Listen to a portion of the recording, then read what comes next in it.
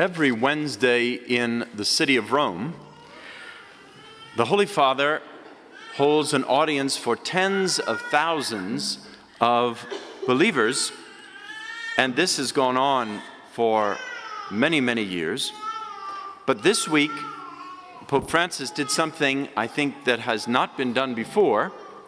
He held a virtual audience through the media.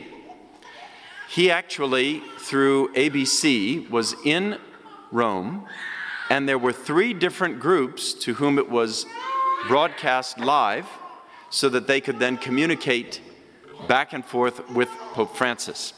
There was one group at a Cristo Rey Catholic school in Chicago, another group at a homeless shelter in Los Angeles, and a third group at a Catholic church in South Texas. In the first group, a young girl told the story to Pope Francis about her experience growing up with an unusual skin disease. And because of it, and you could still see on her around the eyes, blotches around the eyes and in her face, and she expressed to the Holy Father what she endured growing up. She must have been, 12, 13, and the bullying that she endured, asking for his advice, and mentioned to him that the only thing that had consoled her over the years was music. And so Pope Francis asked the young girl, and he spoke in English. He speaks a little bit of English, and he tried it out at this virtual audience. He said, "Would you sing a song for me, the Pope?" And the little girl was stunned and sort of like paralyzed. I think she was frozen, and then her mother encouraged her, and classmates encouraged her, and the interviewer encouraged her, and she finally sang one verse of a beautiful song in Spanish that I've never heard before, and by the end of it, he then spoke to her in Spanish, his native tongue, and said, "You see how courageous you are. God is with you, and you will make a difference for many people." Well, of course, there were people in tears and deeply moved at that moment. And then there was another interview, and another. Then they moved to Los Angeles, and there a young man who had come to America found himself homeless with his mother, who was ill, going to school, trying to make something of himself, gets a scholarship to go to college, I believe with soccer, and then because his citizenship papers are not completed, it was revoked. And so he too was asking the Holy Father for advice. And the Holy Father said, you've had to become the father of this family much too young in life. And so he was now working, trying to find a way, and the Pope encouraged this young man. Several other interviews, and then they moved down to South Texas. And a little girl, I would say maybe 10, spoke to the Holy Father about growing up in El Salvador, where the cartels, the drug gangs, came after their home, threw the mother and daughter out. They lived and hid in the mountains and were starving in caves until they finally came to America. And they were taken in by a religious sister, and they expressed how grateful they were that these Catholic nuns were ministering to them and giving them shelter and food. And the Pope said, "Where is the sister?" Well, she was in the church with the rest of them, sort of in the crowd, and he says, "I want to see her." So that sister stood up, and then the Pope thanked her and all the sisters in America for all of the great work of mercy that they have done, saving lives, saving souls. And of course, there wasn't a dry eye in that congregation. Just as Jesus healed that man in the gospel today, we are called to the work of mercy in so many places. It's in our face, but do we see? Do we hear? Or are we like the deaf man that needs the healing ourselves so that we can hear the cry and we can see the need? It might be in your block. It might be a widow or a widower living on your block that people just overlook. Maybe it's the person in the jail. Maybe it's the person in the nursing home. Maybe it's somebody you work with, or maybe somebody who needs to find work on this Labor Day weekend.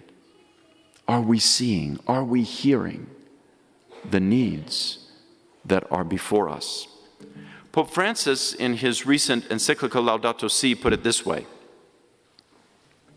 in the present condition of global society, where injustices abound and growing numbers of people are deprived of basic human rights and considered expendable, the principle of the common good immediately becomes logically and inevitably a summons to solidarity and a preferential option for the poorest. I saw an interview, or read an interview with one of the refugees. You see the thousands that are coming out of Syria. Well, one was a Catholic worker from Caritas, which is like Catholic Charities. She and a Catholic family, and there were quite a number of Catholics in Baghdad. She was working there, trying to reach the Christians, and then they went after her and her family. So where did they escape? This was around the year 2008, when the persecution was then specifically directed at Christians in the Middle East. They escaped to a Christian refuge in Syria. Now ISIS has arrived in Syria, and the Christians are being wiped out. Do we hear their cry, or do we just sit back and do nothing? I know of only two groups that are reaching Christians that are being slaughtered in the Middle East. One is a group called the Nazarene Fund, and another one is Catholic Relief Services. What irony. This woman who was doing Catholic relief in Baghdad then found refuge in Syria, and now they're being wiped out.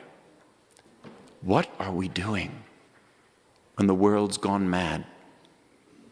Pope Francis makes it very clear we must do something. Jesus healed this man. He took him aside privately. It says, taking him, the deaf man, aside from the multitude privately, he put his fingers into his ears, and he sighed as he looked up to heaven, saying, be opened. Dear Lord, open our ears to the cries in our midst. Open our eyes to see what we must do. Open our hearts to act upon those inspirations. St. Anselm of Canterbury in the Middle Ages wrote a beautiful prayer about the search for God in the 11th century. And it is still as true today as it was then. We must search for God.